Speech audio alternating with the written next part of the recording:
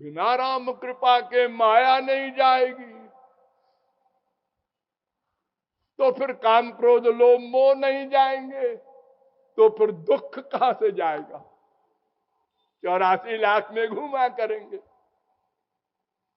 ये जो कुछ सरफिरे लोग कहते हैं माया मिथ्या है, संसार मिथ्या है, सब मिथ्या है। तो इनके लिए तुलसीदास ने कहा कि ये ऐसा भ्रम नहीं है जो बोलने से मिट जाएगा। रज्जू में सांप का भ्रम है, शुक्ति में रजत का भ्रम है, जासु कृपा अस भ्रम मिट जाए, गिरिजा सो कृपालु रघुराई। उनकी कृपा से ही ये जाएगा भ्रम। अर्थात भगवत कृपा के बिना भगवान का ज्ञान, भगवान का दर्शन, कुछ भी कह लो, असंभव है। ठीक, अब आप यहां आ गए कि भगवान को जानना कंपलसरी है और भगवान को जाना जा सकता है, लेकिन भगवान की कृपा से। तो फिर हमारी छुट्टी। राम भरोसे खाए के रहो, खाट पर सोए। अब जब वो कृपा करेगा तो फिर हम जानेंगे, तो फिर हम आगे बढ़ेंगे। नहीं नहीं, ऐसा नहीं चलेगा। देखिए, हमको ये सोचना है कि क्यों जी ये अनंत जीवों पर कृपा हुई है। सनकादिक, जनकादिक, शुकादिक, व्यासादिक, अभी कलयुग में तुलसी, सूर, मीरा, कबीर, नानक, तुकाराम, तमाम संतों पर, इन पर कैसे हुई? इन पर कृपा कैसे हुई?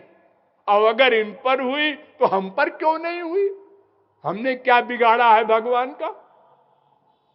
इसका मतलब कृपा में कोई शर्त है। वो शर्त जो पूरी कर दे उस पर कृपा होती है। वो शर्त क्या है? पता लगाओ। अब आप साधना की कक्षा में आ गए। क्या करें कि कृपा हो? Main question. वेदों में 3 मार्ग बताए हैं, कर्मकांड, ज्ञान कांड, उपासना कांड। 80,000 वेद मंत्र कर्मकांड के और 20,000 में ज्ञान कांड, उपासना कांड दोनों।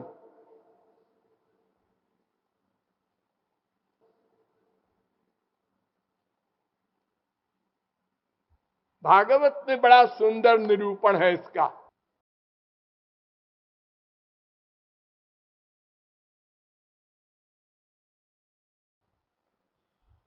योगास्त्रयो मया प्रोक्ता नृणाम श्रेयो विधित्सया ज्ञानं कर्म च भक्तिश्च। 11वें स्कंद के 20वें अध्याय का 6वां श्लोक।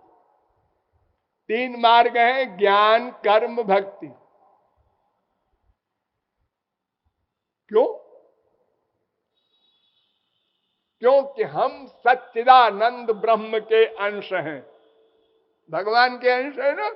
हाँ, तो भगवान सच्चिदानंद है, सच्चित आनंद। सत का स्वभाव कर्म, चित का स्वभाव ज्ञान, आनंद का स्वभाव प्रेम। ये हमारा नेचर है। 3, चौथी कोई चीज हम कर ही नहीं सकते।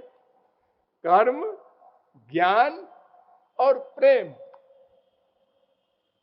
हम संसार में कर रहे हैं वो बात अलग है, नासमझी है, लेकिन 3 ही कर्म करने का हमको अधिकार है, कर्म, ज्ञान, भक्ति।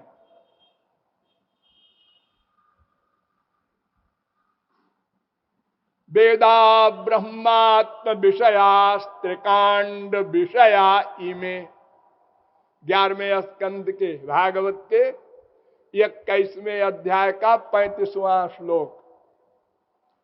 3 कांड हैं वेदों में, कर्म ज्ञान भक्ति। ठीक, अब एक को लो कर्म,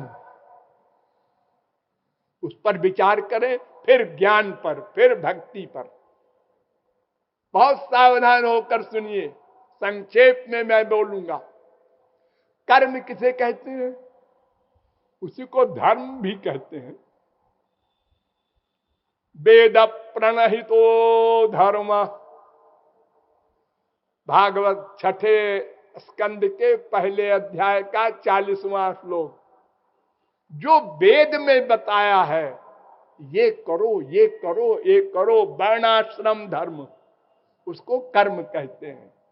ब्राह्मण क्षत्रिय वैश्य शूद्र ये वर्ण, ब्रह्मचर्य गृहस्थ वानप्रस्थ संन्यास ये आश्रम, इनके लिए वेद में जो कुछ कहा गया है वो करो अगर विधि पूर्वक, तो उसका नाम कर्म धर्म।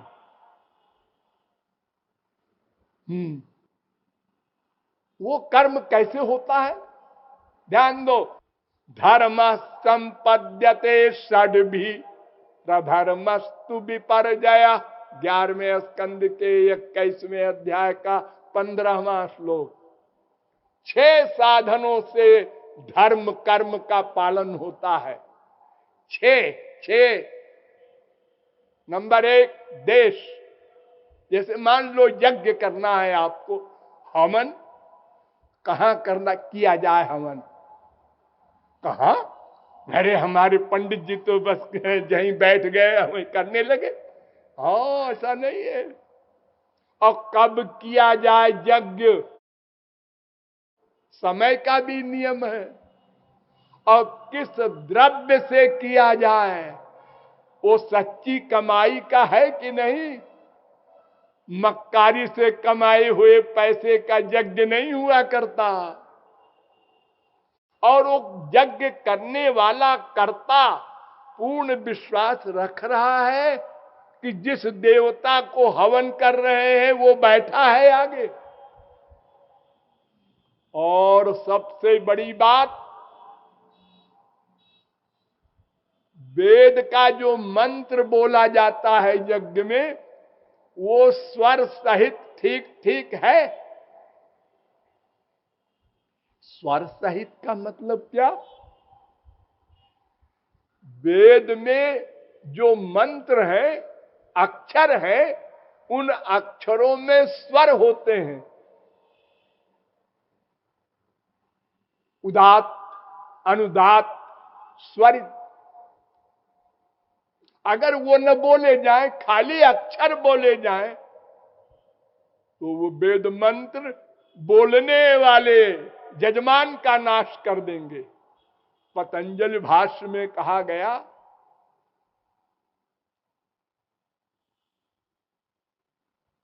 कि दुष्ट शब्द स्वरतो वर्णतो वा मिथ्या प्रयुक्तो न तमर्थमाह सबाग वज्रो जजमानम हिनस्ति यथेन्द्र शत्रु स्वरतो पराधात। एक वृत्रासुर राक्षस हुआ है, भागवत में सुना होगा आप लोगों ने। उसने यज्ञ किया, सब ऋषि मुनियों को बुला के जबरदस्ती पकड़ के, करो नहीं मार डालेंगे सबको।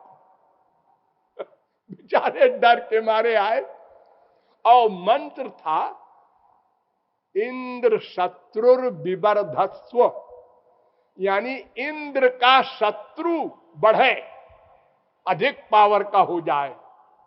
तो इंद्र का शत्रु कौन? वृत्रासुर। अपने लिए उसने कराया यज्ञ। अब ऋषि मुनि तो इंद्र की भक्ति करते हैं, उसको हवन देते हैं। अब बेचारे वही यज्ञ करे कि इंद्र मारा जाए। लेकिन वो विद्वान नहीं था वृत्रासुर। तो ऋषियों ने कहा है चालाकी किया जाए, क्या शब्द तो यही रखो, लेकिन आद्युदात्त को अंत्योदात्त कर दो, स्वर बदल दो। जैसे इंद्र और एक इंद्र, एक इंद्र, अलग अलग शब्द वही बोल रहा हूं मैं। ये स्वर होते हैं वेदों में। जैसे गायत्री मंत्र आप लोग, बहुत से लोग जानते होंगे, कुछ लोग जपते भी होंगे, उसमें स्वर होता है ना, वेद मंत्र है तत्सो वितुर्वरेण्यम भर्गो देवस्यो धीमहि धियो यो न प्रचोदयात। ऐसे बोलना चाहिए, ऐसे नहीं भूर्भुवः जाता सवितुर्वरेण्यम भर्गो देवस्य धीमहि, ऐसे नहीं बोला जाएगा। ये वेद मंत्र है। तो आद्युदात्त करने पर तो वृत्रासुर बढ़ जाता, इंद्र मारा जाता। वो इंद्रस्त शत्रु उसका अर्थ होता है तत्पुरुष समास। लेकिन अंत्योदात्त कर देने से उसका अर्थ हो गया कि इंद्र बढ़े और वृत्रासुर मारा जाए, और यज्ञ हुआ और वृत्रासुर मारा गया। तो वृत्रासुर ने कहा, ओ भगवान मैं भी तेरी संतान हूं, तूने तो वर दिया, जो यज्ञ किया है वैसा वरदान दिया। तो भगवान ने कहा हाँ हाँ, तो तेरा मंत्र तो यही कह रहा था कि इंद्र बढ़े, तो इंद्र बढ़ गया, तू मारा गया। ये तो ऋषियों ने गलती की, तो तेरे ही तो है वो पुरोहित, उसके जिम्मेदार तू है, दंड भोग, मरना पड़ेगा तुझको। इतना कठिन नियम, मंत्र के एक शब्द के, एक अक्षर के, एक स्वर में गलती कर दिया तो, और विधि में गलती हो गई तो जजमान का नाश कर दे, नरक मिलेगा मरने के बाद। और जहां तमाम गड़बड़ हो, मक्कारी से कमाए हुए पैसे का द्रव्य आया है, और कर्ता ओंघा रहा है, पंडित जी मंत्र बोल रहे हैं, सब अनाप शनाप हो रहा है। शत कुंडी यज्ञ, सहस्त्र कुंडी यज्ञ, बड़े बड़े यज्ञ होते हैं आजकल। और संत लोग कहते हैं नहीं नहीं, ये कर्म धर्म के चक्कर में न पड़ो, हम नहीं सुनते। कलियुग जोग यज्ञ नहीं ज्ञाना, महात्मा लोग रोक रहे हैं। इस समय हमारे संसार में द्रव्य भी सही नहीं, कर्ता भी सही नहीं, मंत्र भी सही नहीं। इतने नियमों का पालन कौन करेगा? अच्छा चलो, अगर कोई कर ले तो ध्यान दो।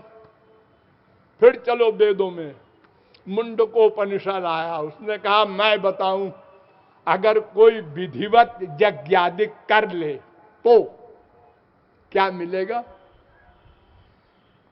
प्लवाहेते अदृढ़ा यज्ञ रूपा अष्टादशोक्तमबरम येषु कर्म अविद्याया मंत्रे वर्तमाना स्वयं धीरा पंडितम मन्यमाना जंघन्यमाना पर्यन्ति मूढ़ा अंधे नैव नियमाना यथांधा अविद्यायां बहुधा वर्तमाना भयं कृतार्था इत्यभिमन्यन्ति बाला इष्टापूर्तम मन्यमाना वरिष्ठम नान्यश्रेयो वेदयन्ते प्रमूढ़ा नाकस्य पृष्ठे ते सुकृतेनुभूत्वेमं लोकम हीनतरम वा विशन्ति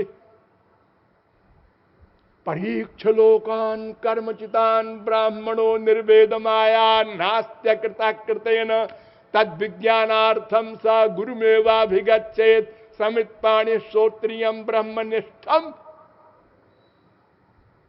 पहले मुंडक के दूसरे खंड का 7वां, 8वां, 9वां, 10वां, 12वां मंत्र, ये सब मंत्र कह रहे हैं कि इस विधिवत भी कोई कर ले कर्म धर्म का पालन तो स्वर्ग मिलेगा। स्वर्ग वो नश्वर है। घोर मूर्ख जो होता है उसको स्वर्ग मिलता है। प्रमूढ़ा वेद कह रहा है, घोर मूर्ख, मामूली मूर्ख नहीं। और हम लोग कैसे हैं? अपने बाप को, मां को स्वर्गीय पिताजी, पिताजी का स्वर्गवास हो गया, यानी वो घोर मूर्ख थे, बड़े पापात्मा थे, इसलिए स्वर्ग मिला उनको। ऐसा हम लोग तारीफ करते हैं। स्वर्गीय स्वर्गीय सब जगह लिखा, हम लोग जानते ही नहीं कि वेदों में क्या लिखा है। और चलिए आगे, कठोपनिषद आया, उसने कहा मैं बताऊं, शोभावा मर्त्यस्य यदंत कई तत्सर्वेन्द्रियाणाम जरयंति तेजा। 1:26 कठोपनिषद। अप सर्वम जीवित मल्पमेव। अरे स्वर्ग तो नश्वर है, 4 दिन का है, और वहां भी काम क्रोध लोभ मोह सब। हमारी मृत्युलोक में कोई यज्ञ कर रहा है, 100 अश्वमेध यज्ञ पूरा होने को हुआ कि इंद्र को घबराहट हुई, ये हमारा इंद्र पद ले लेगा, इसके पास अब पूर्व अप्सरा भेजो, उर्वशी मेनका, इसको भ्रष्ट करो। ये ईर्ष्या स्वर्ग में। सुरपतिर ब्राह्मण पदम याचते। वो स्वर्ग सम्राट इंद्र भी ब्रह्मा का पद चाहता है। वो बेचारा परेशान है, काम क्रोध लोभ मोह। एक बार भगवान स्वर्ग में गए, इंद्र आया बड़े स्वागत के साथ, महाराज बड़ी कृपा की आपने। उन्होंने कहा, हमने कहा जरा देखें क्या हाल है स्वर्ग का। अच्छा बेटा वर मांगो, भगवान ने कहा। तो इंद्र ने कहा, ऐसी सुंदर लड़की दो जैसे कहीं न हो। भगवान ने कहा, देखो मूर्ख को क्या मांग रहा है। तो भगवान ने हजारों लड़कियां खड़ी कर दी योग माया से। उसने पहली लड़की देखा और ने कहा ऐसी को दे दो। आप लोगों ने नाम सुना होगा उर्वशी। वो उस लड़की को लेके अपने गुरु के पास गए इंद्र, बृहस्पति के पास। बृहस्पति ने कहा, ये तो कोई नई लड़की है, स्वर्ग की नहीं है, ये कहां से आई? गुरुजी वैसा है कि भगवान मिले थे तो उन्होंने कहा वर मांगो, तो मैंने मांगा। तो राधे राधे गोविंदा, राधे राधे गोविंदा, राधे राधे गोविंदा, राधे राधे गोविंदा, राधे राधे गोविंदा, राधे राधे गोविंदा।